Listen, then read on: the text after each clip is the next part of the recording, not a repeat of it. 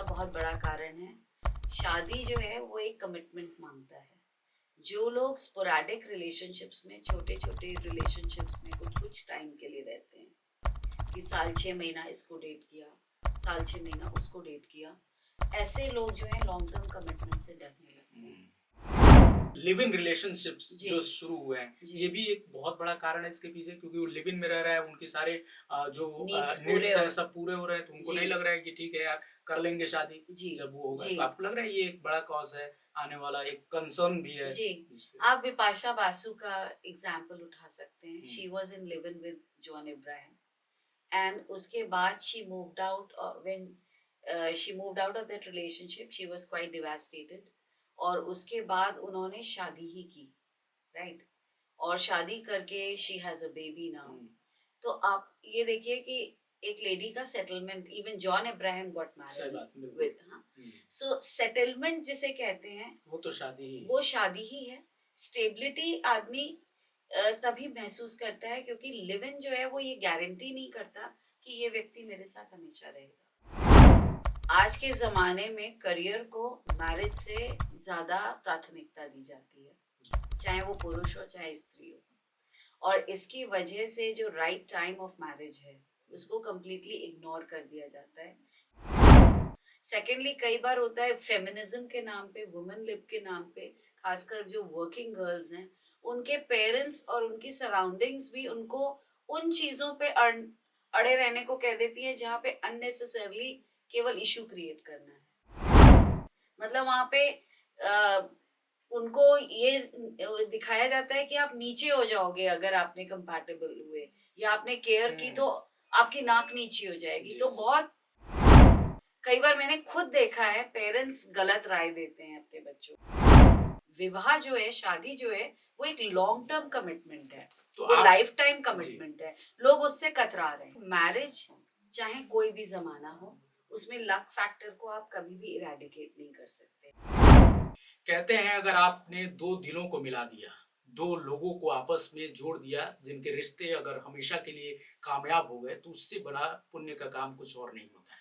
मेरे साथ आज जो गेस्ट हैं हमारे पॉडकास्ट में, वो कुछ ऐसा ही काम कर रही हैं, रिश्तों को बुन रही हैं। ऐसे समय में जब समाज में रिश्ते दरक रहे हैं, उस समय आप रिश्तों को एकजुट कर रही हैं, एक दूसरे से जोड़ रही हैं, और इतनी खूबसूरती से कि 10 साल बाद भी अगर कोई फीडबैक देता है तो कहता है मैम आपकी वजह से हम आज एक हैं। और एक एजुकेशनलिस्ट के रूप में अपना सफर शुरू किया। आपको यूपी में बताएं, यूपी में पहली लेडी थी जिन्होंने एमबीए और क्लेट की तैयारी की शुरुआत करी कोचिंग संस्थान के रूप में, अगर मैं कहूँ तो। और उसके बाद से कोविड में जब लोगों को दिक्कतें हुई, तमाम ऐसी महिलाएं जो अपने पतियों को खो दी, उनके लिए जब रिश्तों की दरकार हुई, तमाम मैट्रिमोनियल साइट्स जब मदद नहीं कर पा रहे थे, उस समय आपने लेट्स मैरी नाम से एक मैट्रिमोनियल ऐप को लॉन्च किया। ये साइट भी है, और वहां से आपका एक सफर शुरू हुआ जो आज एक खूबसूरत पड़ाव पे है। और उस पड़ाव पे जहां अपने खुद भी एक फीलिंग होती है, सेटिस्फेक्शन मिलता है कि हाँ,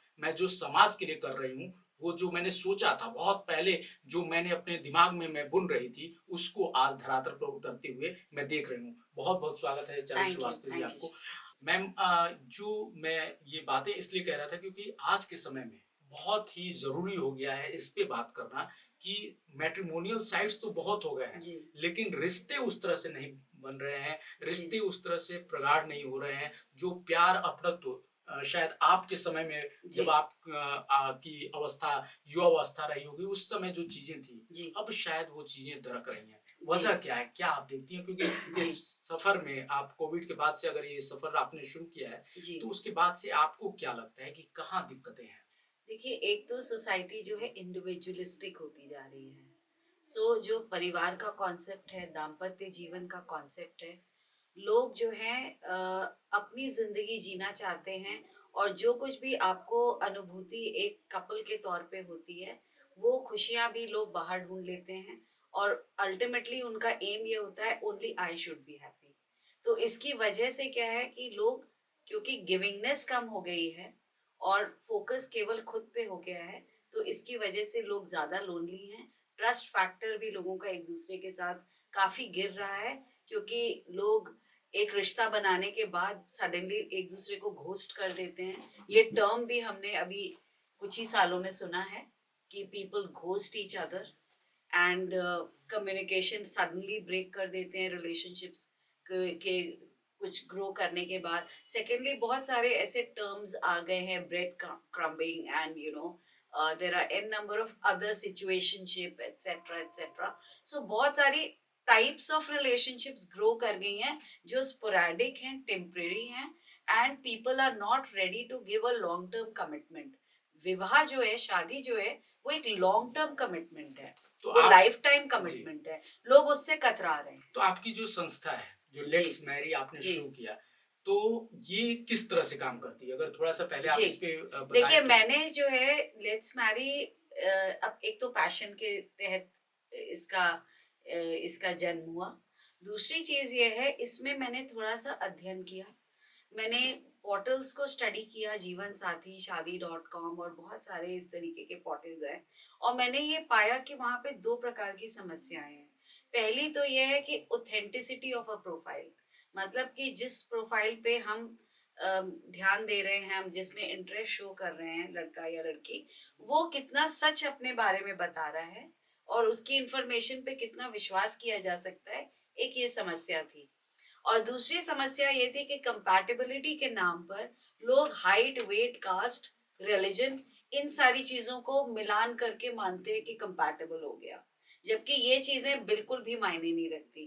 कंपैटिबिलिटी में सोच आती है, आपकी आपके वैल्यू सिस्टम्स आते हैं, आपकी लाइफ के गोल्स क्या हैं, आप क्या अचीव करना चाहते हैं, और आपके क्या प्रिंसिपल्स हैं।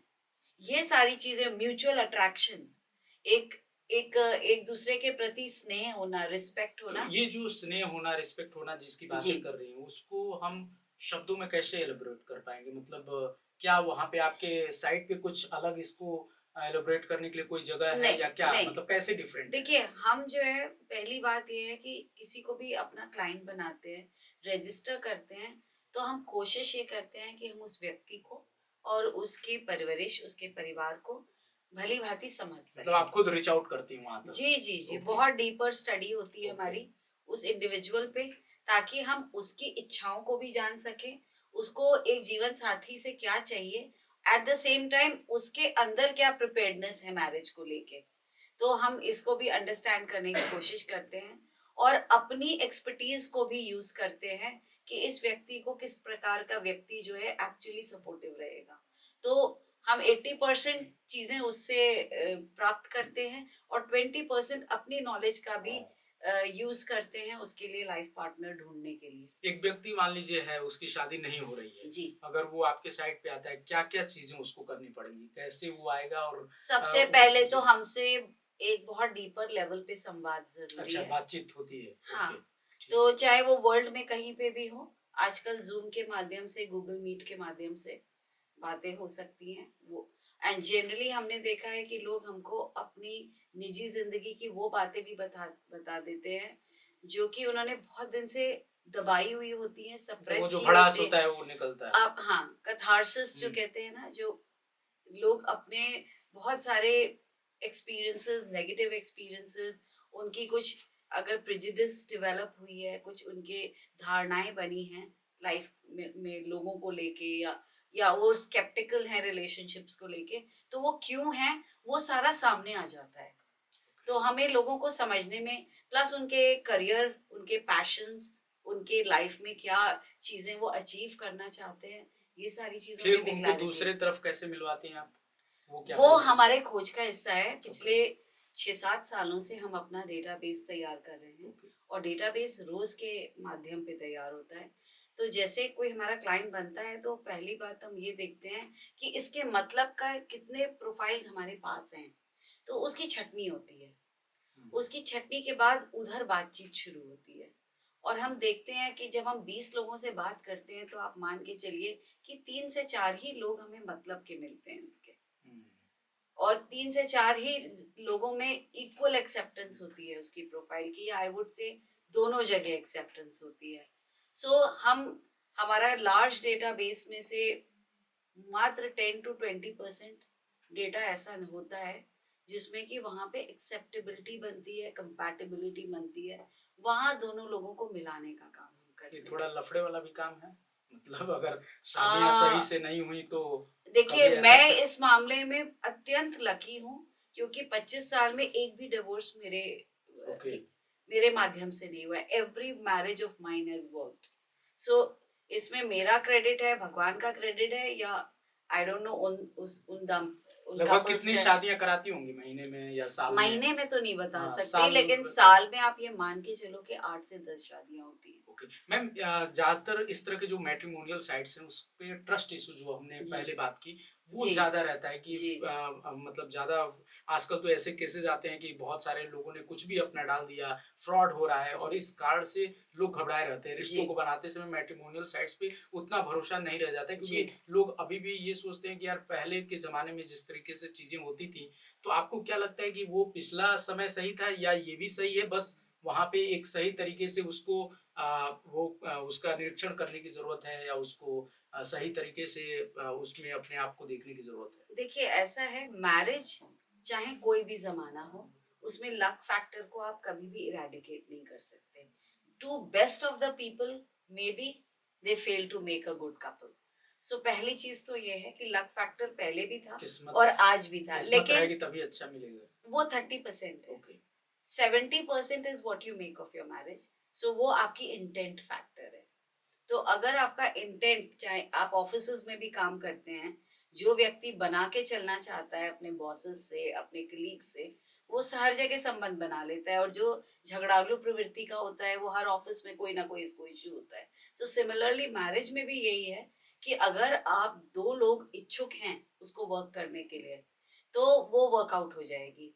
इसमें लेट्स मैरी बहुत अहम भूमिका निभाता है।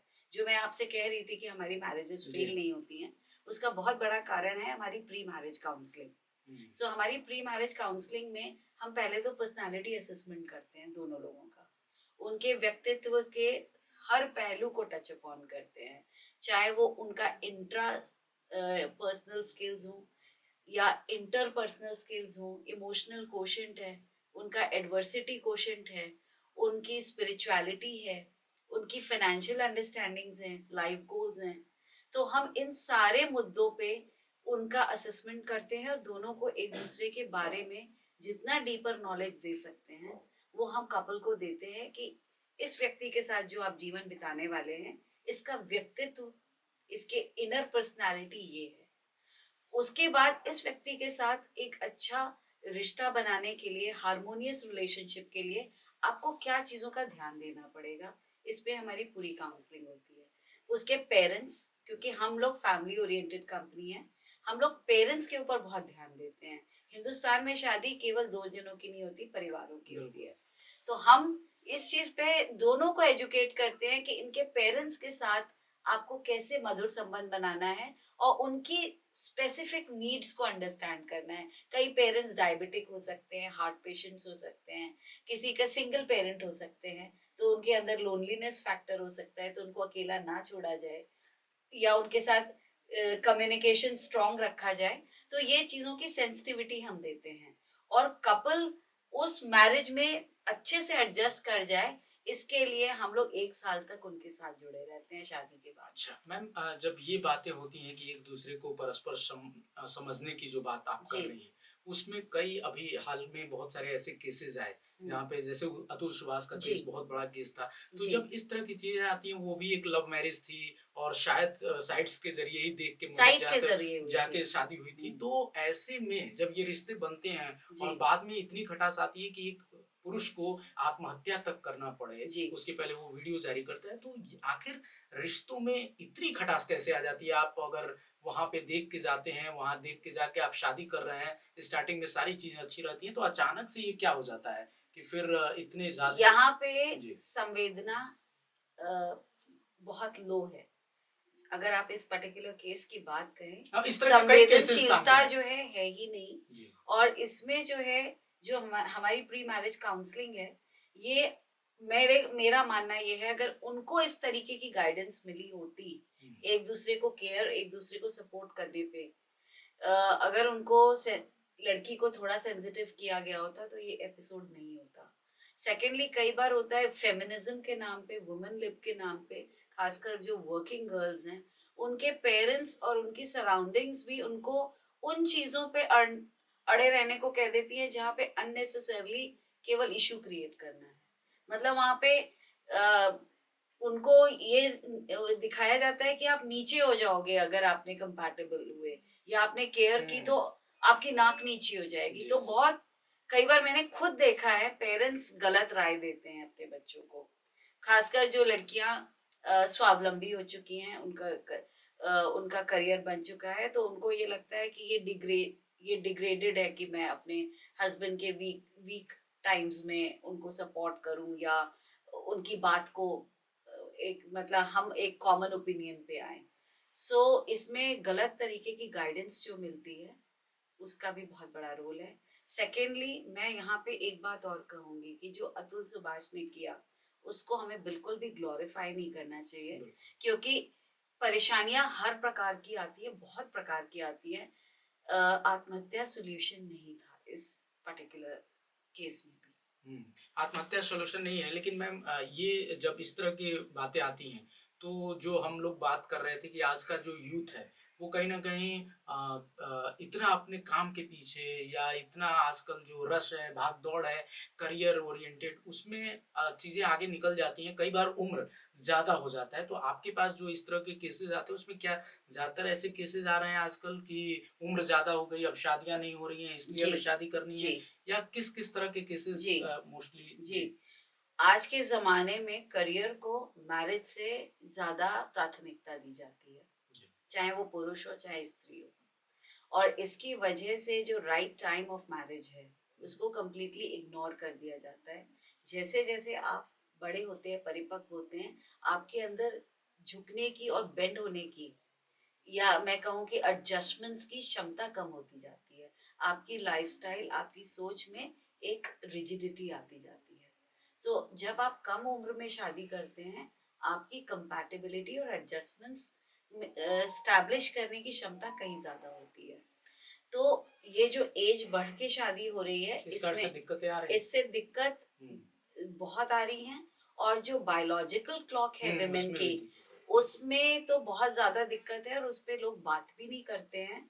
लेकिन एडीएचडी और ऑटिज्म, न्यूरो डिजीजेस, ये सब जो है 30s में एंड 40s में जो प्रेगनेंसीज हो रही हैं उनमें ये चीजें जो है आपके अल्ट्रासाउंड्स में भी डिटेक्ट बिल्कुल, नहीं बहुत होती सारे है। बच्चों के साथ दिक्कतें हो रही हैं क्योंकि जी लंबे उम्र में शादी के बाद जब जी बच्चे पैदा, जो आप ऑटिज्म की बात करी, जी बहुत सारे इस तरह के केसेस आ रहे हैं। लेकिन इसके बावजूद भी बड़ी संख्या है जो 35 से पहले तो सोच ही नहीं रही है।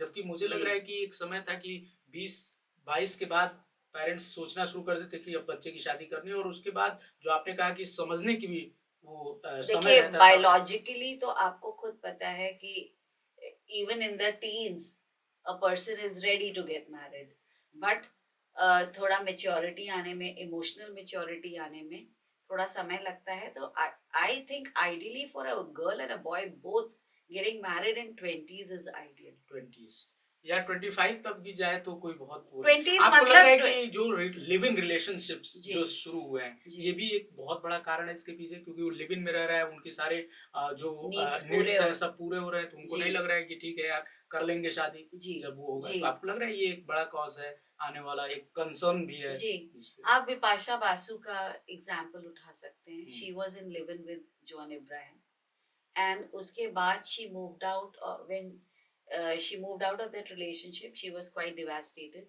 और उसके बाद उन्होंने शादी ही की, राइट right? और शादी करके she has a baby now. तो आप ये देखिए कि एक लेडी का settlement, even John Abraham got सही मैरिड बात, बिल्कुल। विद, हाँ। सो सेटलमेंट जिसे कहते हैं वो तो शादी ही है। वो शादी ही है। स्टेबिलिटी आदमी तभी महसूस करता है क्योंकि लिव इन जो है वो ये गारंटी नहीं करता कि ये व्यक्ति मेरे साथ हमेशा रहेगा। सो कहीं ना कहीं जो जो सैनिटी और जो एक लीगल सपोर्ट और सामाजिक सपोर्ट शादी को मिलता है, इसीलिए जो है ये इंस्टीट्यूशन जो है सबसे स्ट्रॉन्ग इंस्टीट्यूशन है between, I would say the strongest bond between a man and a woman है। तो ये आप देख लीजिए कि जितने भी लिव-इन्स हैं उनमें से उनका सक्सेस रेट क्या है। तो सक्सेस रेट में तो फिर शादियों पे भी तो सवाल उठ रहा है ना मैम। कई शादियां जब आप बिखरती हैं तो हिंदुस्तान का बहुत सारे बच्चे आजकल के युवा, मैम मुझे लग रहा है हमारे यहाँ एक रिएक्शन हुआ था, पब्लिक रिएक्शन हम लोगों ने किया था, तो उसमें बहुत सारे युवा कह रहे थे अब शादी करने से डर लगता है, अब शादी हाँ नहीं करेंगे। तो हाँ, ये क्या ये एक उसका समाज में बहुत एक बड़ा नैरेटिव। कारण है। उसका बहुत बड़ा कारण है, शादी जो है वो एक कमिटमेंट मांगता है। जो लोग स्पोरैडिक रिलेशनशिप्स में, छोटे छोटे रिलेशनशिप्स में कुछ कुछ टाइम के लिए रहते हैं, कि साल 6 महीना इसको डेट किया, साल 6 महीना उसको डेट किया, ऐसे लोग जो है लॉन्ग टर्म कमिटमेंट से डरने लगते हैं। क्योंकि दे नो कि once they are married to a person, you can't change that person in 6 months, right? तो जिसकी ये हैबिट हो गई, इट्स लाइक स्मोकिंग, राइट? अगर कोई स्मोकिंग कर रहा है, उसको नॉन स्मोकिंग जोन में आप डाल दीजिए, उसे घुटन होगी। तो सिमिलरली बहुत सारे लोग जब वो शॉर्ट टर्म रिलेशनशिप्स में जाने लगते हैं तो उनको लॉन्ग टर्म रिलेशनशिप एक बोझ लगने लगता है। सेकेंडली, आजकल क्या है, लोगों के पास फाइनेंशियल फ्रीडम है, लड़कियों के पास बहुत फाइनेंशियल फ्रीडम है, वो अपने लाइफस्टाइल में चेंजेस नहीं चाहती। क्योंकि वंस यू गेट मैरिड, आपको हस्बैंड का खाना भी देखना पड़ेगा, इन लॉज के साथ भी, चाहे आप साथ रहें या दूर रहें, एक कमिटमेंट होती है, बच्चों की कमिटमेंट होती है। यहाँ पे आप इंडिविजुअल लाइफ जी रहे हैं with lot of money, so आप shopping, bags, accessories, clothes, travel, इन सब पे खर्च कर रहे हो और आपको मजा आता है, थ्रिल आता है, यू हैव फ्रेंड्स अराउंड। तो लोग जो है भौतिकता में जो है रिस्पॉन्सिबिलिटीज को एक बोझ समझने लगे हैं, वो भागने लगे हैं इन चीजों से। तो बट इसका असर कितना पड़ रहा है समाज पे, मतलब असर क्या आने उन्हीं वाले। लोगों पे पड़ रहा अच्छा। है। एक्चुअली क्या है कि लॉन्ग टर्म में 10 साल 15 साल में ये सब करने के बाद एक बहुत तगड़ा वॉइड क्रिएट होता है, you are done with all this, and तब आपको चाहिए कि कोई जीवन साथी हो। अल्टीमेटली ये सारे लोग जो है लॉन्ग टर्म वापस आपको रिलेशनशिप्स लौटने पे लगते हैं। आते हैं, एंड तब क्या होता है, अच्छे लोगों की बहुत छटनी हो चुकी होती है, and they are left with a very small pool size of people जिनके साथ वो लाइफ बिता पाए। तो वो स्ट्रगल करते हैं फिर चॉइसेस में, 40s में आके उनको लाइफ पार्टनर नहीं मिल रहा होता है। नहीं मिल रहा होता है। अब लौट कर आते हैं मैम, आपकी जर्नी पे आते हैं एक एंटरप्रेन्योर के तौर पे, क्योंकि जी एक महिला और एंटरप्रेन्योर, और जी खास करके जब आपने सफर शुरू किया होगा, जी कितनी चुनौतियां थी, कैसे आपने उसको टैकल किया, थोड़ा सा अगर आप क्योंकि बहुत महिला व्यूअर्स भी हमारे हैं, बहुत लड़कियां देख रही जी। होंगी, उनके लिए बताइए कि कितना देखिए, चैलेंजिंग। चुनौती एक तरीके की नहीं है, हर तरीके की है। आपको जब कोई आप सेटअप करते हैं, कुछ भी करते हैं, आपने ये स्टूडियो इतना सुंदर सा सेटअप किया है, इसके लिए आपको कुछ ना कुछ राशि चाहिए होती है, तो कैपिटल अमाउंट चाहिए होता है। तो वो एक, आई थिंक वुमेन एंटरप्रेन्योर्स के लिए ज्यादा बिगर चैलेंज होता है। कोई भी इन्वेस्टमेंट्स करना नहीं चाहता, नोबडी थिंक्स कि she is going to do something good.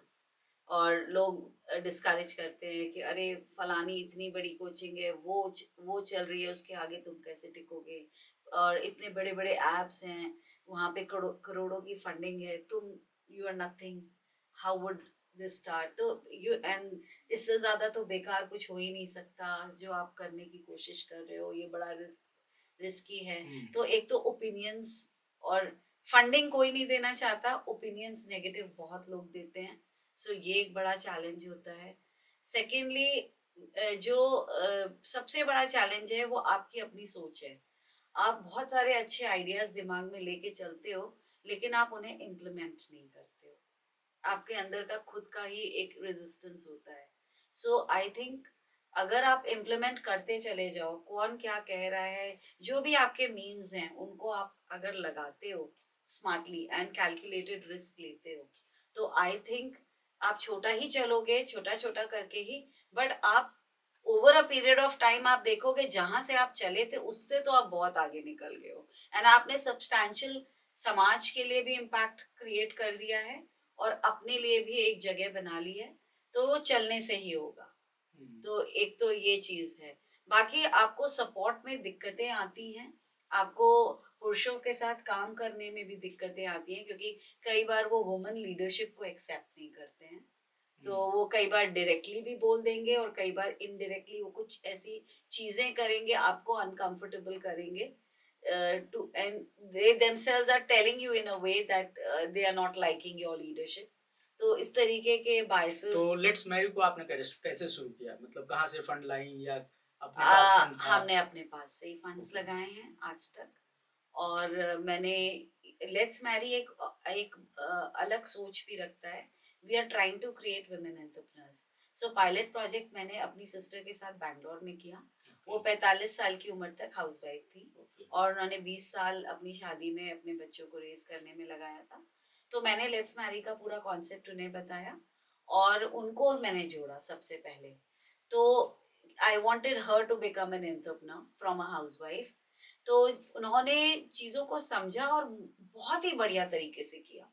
मतलब इतना अच्छे से, पूजा साहू मेरी सिस्टर का नाम है।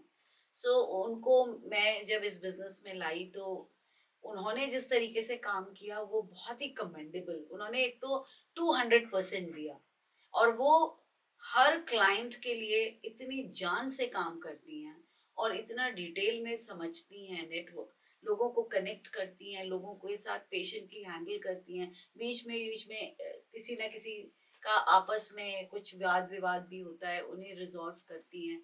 सो वो जिस तरीके से इन्वॉल्व हैं, तो व्हाट आई वांट टू से इज कि वुमेन एक दूसरे को सपोर्ट करें, ये लेट्स मैरी की एक बहुत बड़ी सोच थी। ये मैट्रिमोनियल साइट्स पे मैम कितना भरोसा कर सकते हैं, अगर जहाँ ट्रस्ट इश्यूज की बात आए 100% में आपको कितना लगता है अगर अगर देयर इज अ पर्सन जो कि ओनर्स ले रहा है किसी भी मैट्रिमोनियल कंपनी से, आप फिजिकली उससे मिल सकते हैं, देख सकते हैं या एटलीस्ट फोन पे बात कर सकते हैं, तो आप ट्रस्ट कर सकते हैं क्योंकि आप उसके साथ रेगुलर कोऑर्डिनेशन में रहेंगे। रिश्ता कोई ऐसे नहीं होता कि आज आपने मेरे साथ रजिस्टर किया और अगले महीने आपका रिश्ता हो गया। रिश्ता होने में 3 महीने, 6 महीने, 1 साल लग सकता है।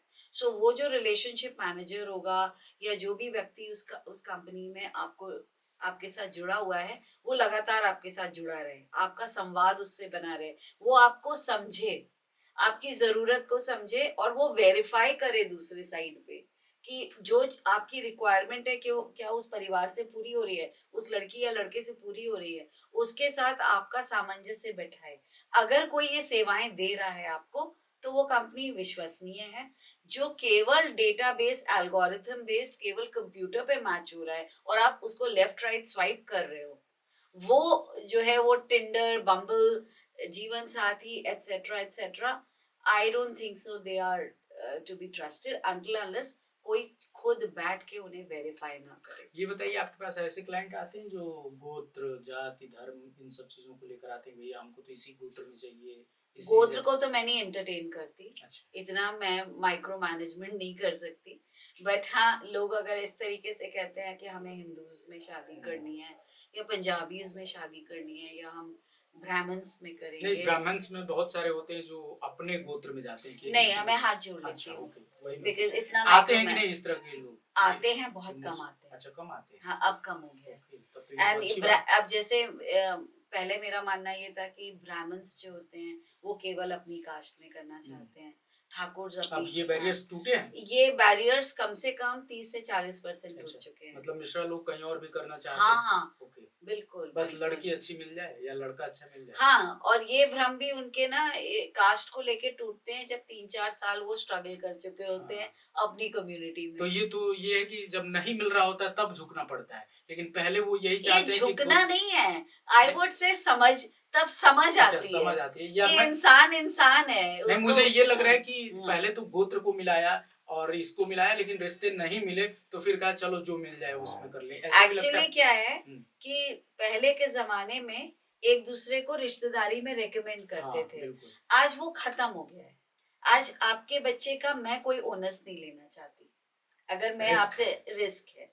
और उसका भी गांव में अभी शादियां इस तरह से हो रही हैं। नहीं, उसका कारण है क्योंकि आपका बच्चा अगर बम्बई में रह रहा है या लंदन में रह रहा है, उसका क्या लाइफस्टाइल है वो आपको खुद को भी नहीं पता है, तो आपका पड़ोसी या आपका रिश्तेदार कैसे उसकी ऑनर्स ले सकता है।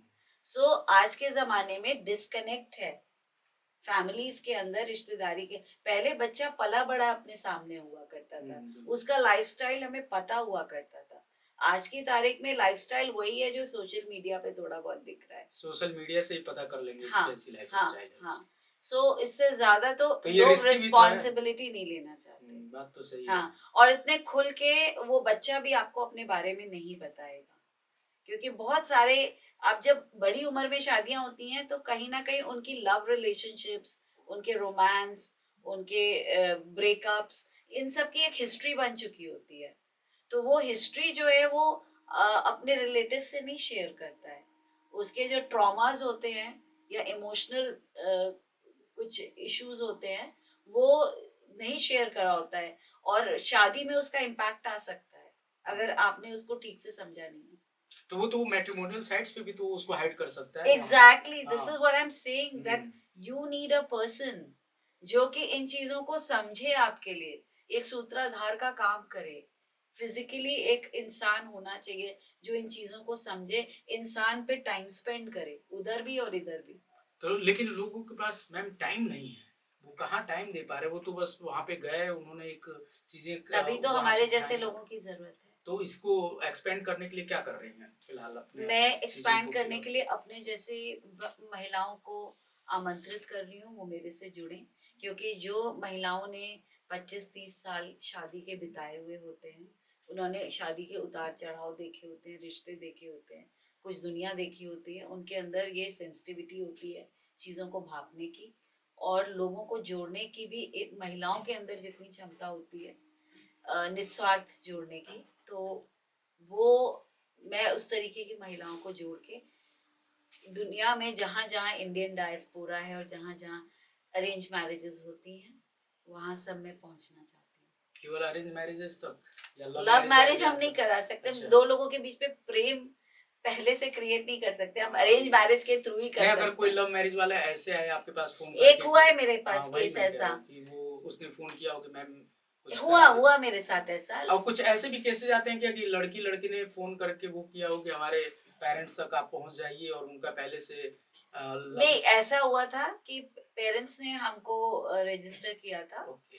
और लड़की से 1 महीने के अंदर हमें पता चल गया था कि उसका अफेयर है। तो हमने जो है पेरेंट्स को रिक्वेस्ट किया कि जहाँ पे लड़की इंटरेस्टेड है उस पे आप ध्यान दीजिए। तो तो आप जासूस भी लगाती हैं क्या? हमारे पास जासूस भी? हैं हमारे पास, ओके।